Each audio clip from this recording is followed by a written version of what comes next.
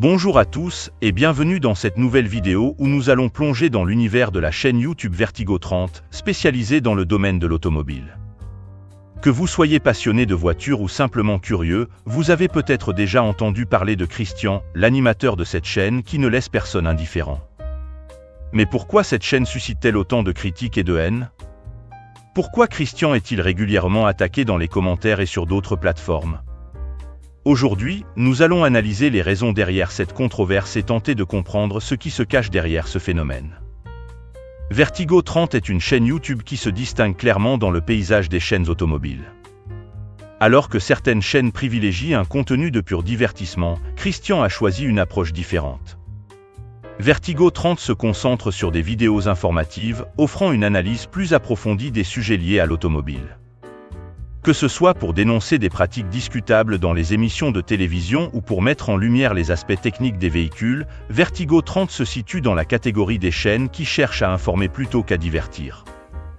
Cette orientation a permis à Christian de se bâtir une audience fidèle, mais également de s'attirer de nombreuses critiques. Pourquoi ? Parce qu'aller à contre-courant, comme le fait régulièrement Vertigo 30, n'est jamais sans conséquences. Les critiques contre Vertigo 30 viennent de plusieurs fronts, et il est important de les examiner en détail pour comprendre l'ampleur du phénomène. Christian n'a pas peur de prendre position, et cela inclut parfois de dénoncer ce qu'il perçoit comme des pratiques anormales dans certaines émissions de télévision ou d'autres chaînes YouTube du secteur automobile.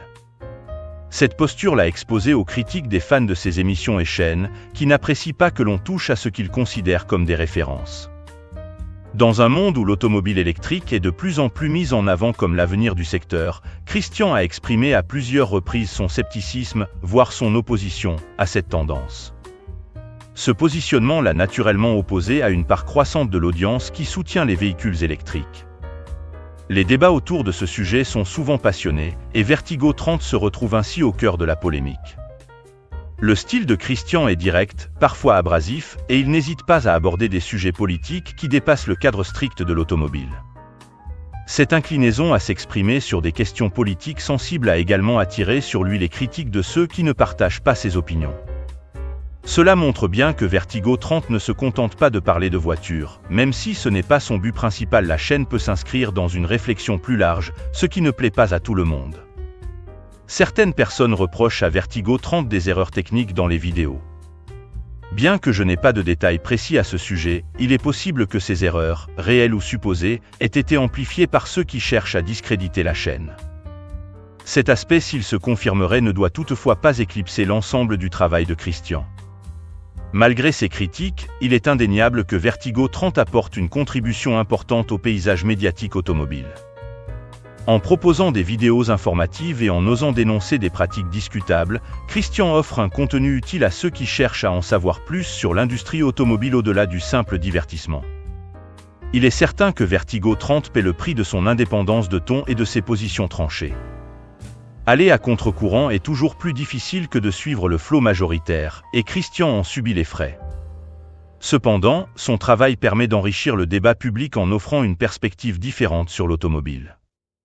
Aujourd'hui, plus que jamais, la diversité d'opinions est cruciale. Dans un paysage médiatique où le pluralisme est souvent plus apparent que réel, les chaînes comme Vertigo 30 jouent un rôle essentiel.